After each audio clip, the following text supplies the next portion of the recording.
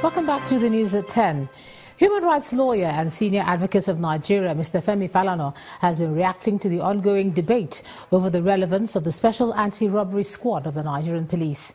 Mr. Falana says while it's legitimate for citizens to protest against perceived injustices, the Nigerian Constitution and the Administration of Criminal Justice Act already protects all citizens from police brutality. He called on Nigerians to take advantage of the relevant sections of the law and demand their rights at all times. Any demonstration by Nigerians against perceived injustice in the society should be encouraged. But it doesn't go beyond that. As far as I'm concerned, with profound respect to the organizers of the protest, while their efforts are commendable, they also must be made to appreciate that the law has taken care of all their concerns and fears. What we are therefore required to do is to ensure that the laws are enforced.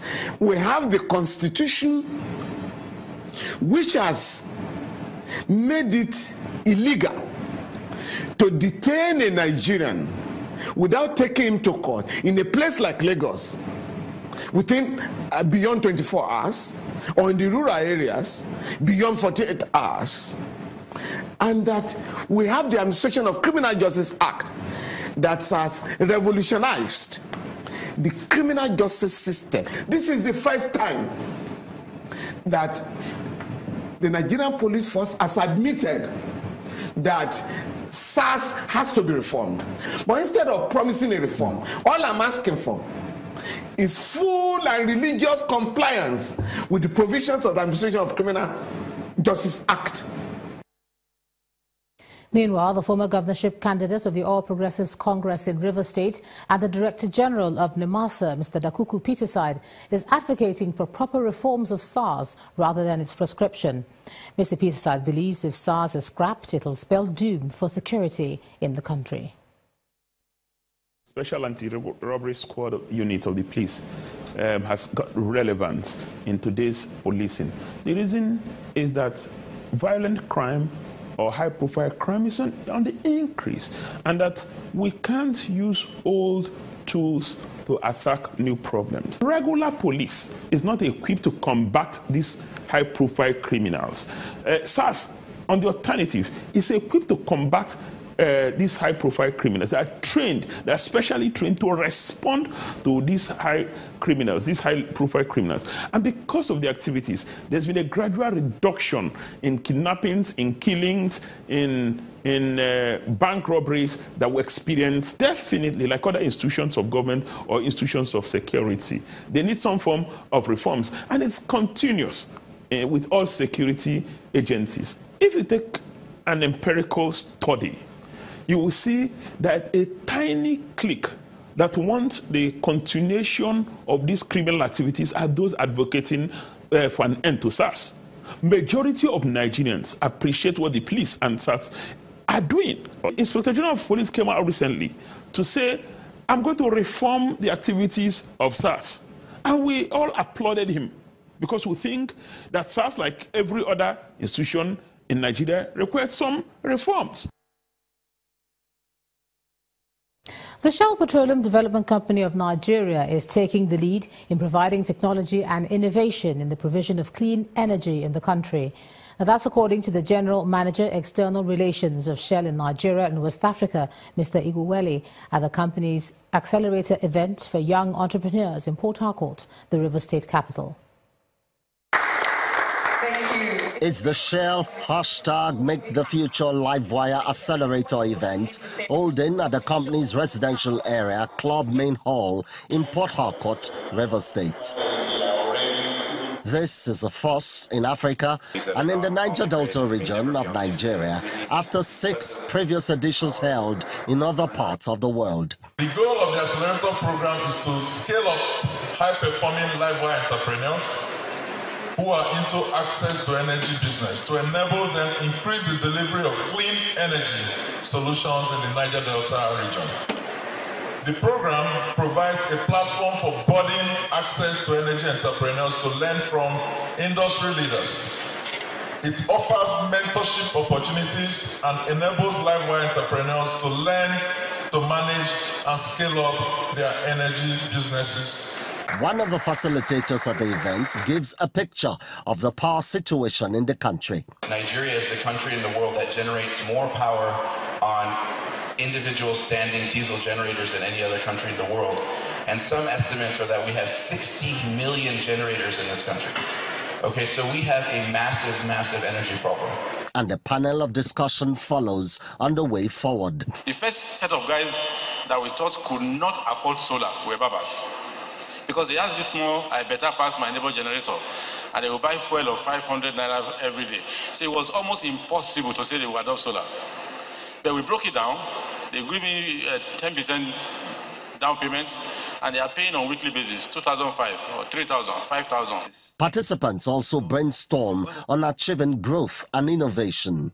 You have to have willing investors supporting businesses that have solutions that are sustainable and credible to make it happen. That's the only way. Just like we have in the telecommunication space. When that happened, of course, it triggered lots of the. We are far, away from where we were before because private capital came in. Businesses who have done it in other places in the world came in as a business. Shell Livewire Accelerator Program looks to continue to facilitate and upscale renewable energy solutions as well as fund many young entrepreneurs in the Niger Delta. Let's take a look at some business news for the day. Here's Melinda Akinlami.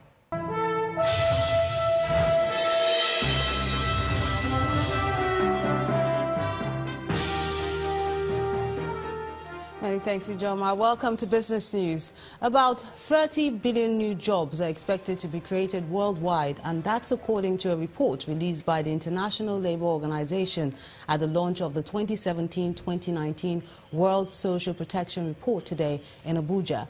In a bid to achieve this, the ILO's Regional Director for Africa, Ms. Cynthia Samuel Olojuwon, says Nigeria and other African governments must invest in data generation for effective policy formulation, monitoring, development of appropriate program.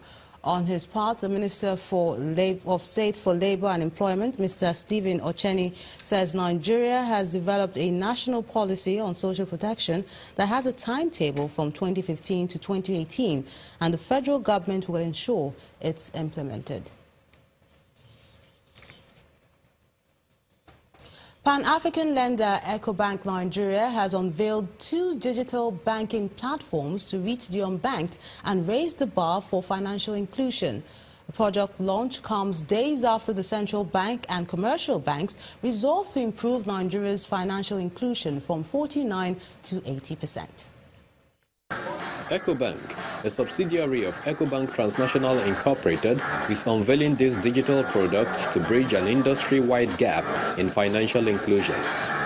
The solution comes in 2 forms of a USSD code, *326# and the mobile banking application.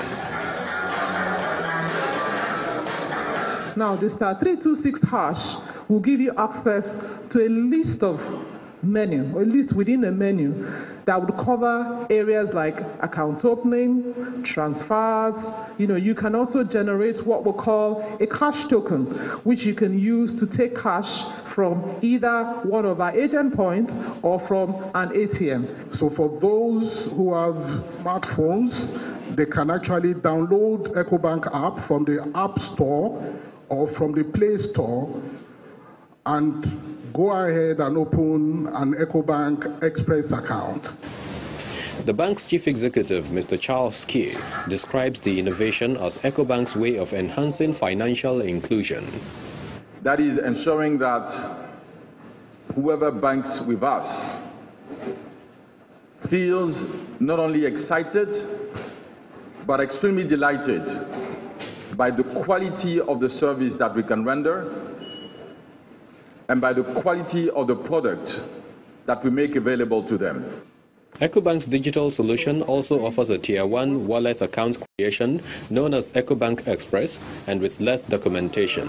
Just a few basic information on the customer. It can be opened on any phone.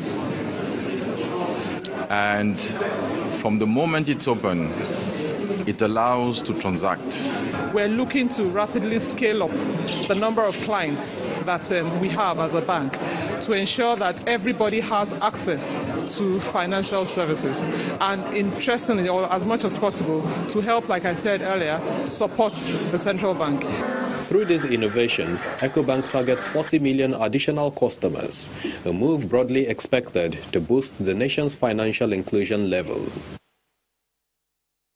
Bargain hunting in the consumer goods stocks helped push the local equities market to a slight rebound despite heavy profit-taking from other key sectors. Imana Amawe tells us more.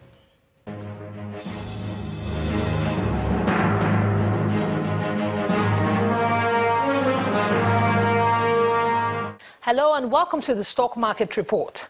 Nigeria's equities market managed to recover by 0.03% at the close of today's trading session after profit-taking by investors pulled the main index back by 0.88% on Monday. The weak rebound is attributed to gains from the consumer goods sector, which was up 0.27%, but sell-offs persisted in 4 major sectors. The price increase from 20 equities, led by Union Bank, added 4 billion naira to the market's total value, while profit-taking was recorded by FCMB, Fidelity and NACO. Investors' appetite for stocks remained moderate, with over 462.67 million units traded for 26.8 billion naira, driven mainly by the shares of Dangote Cement, Diamond Bank and FBN Holdings. And those are the day's trading figures. I'm Imana Amawe.